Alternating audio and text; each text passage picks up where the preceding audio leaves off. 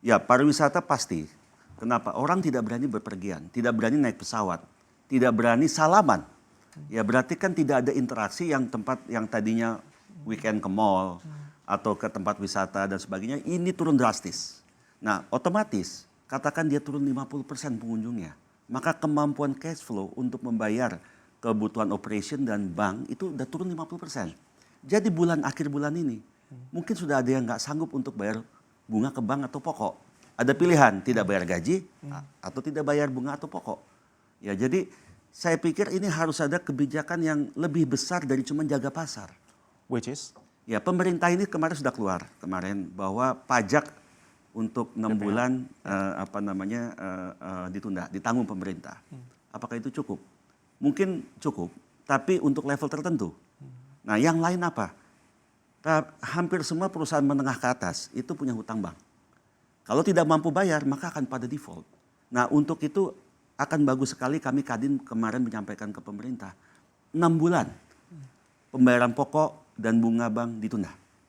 Nah, itu otomatis dana yang ada pertama bisa menyelamatkan operasi. Bayar gaji, bayar listrik, dan sebagainya. Nah, mesin mesti jalan.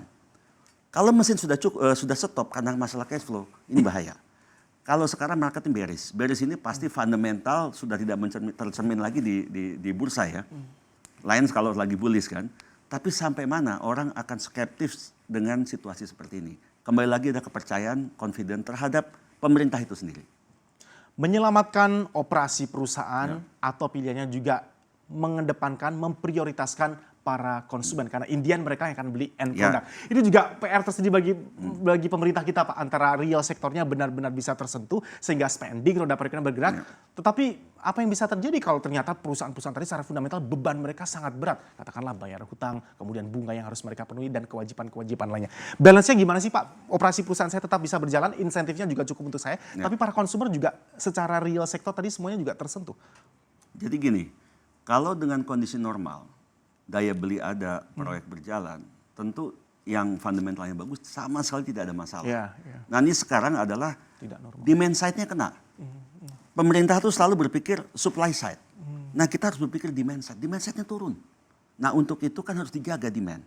Nah, demand side ada yang bisa, ada yang tidak. Kalau kita suruh orang sekarang saja sudah ada polisi beberapa sekolah diliburkan, online dari rumah. Berarti kan sekarang akan semakin kecil interaksi orang di luar. Nah, untuk itu saya melihat pemerintah pertama kebijakan fiskal pajak bagus ya. Kemudian yang kedua kalau bisa beban yang rutin kepada bank untuk pokok dan bunga dimundurkan 6 bulan. Dan yang berikutnya apa?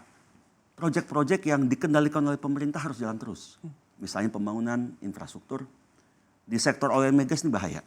Ya, begitu kalau swasta dengan angka begini udah pasti mereka akan stop untuk melihat sampai di mana titik terendah.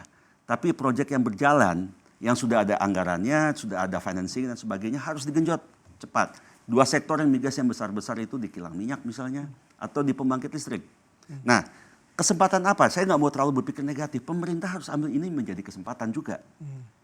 Impor dari Cina dan sebagainya tutup. Karena pabrik-pabrik mereka banyak yang stop. Ya. Saat ini adalah pemerintah bikin kebijakan yang sangat ini untuk industri Indonesia ambil alih. Ya, mengganti substitusi yang selama ini impor dari luar negeri. Pak Bobi.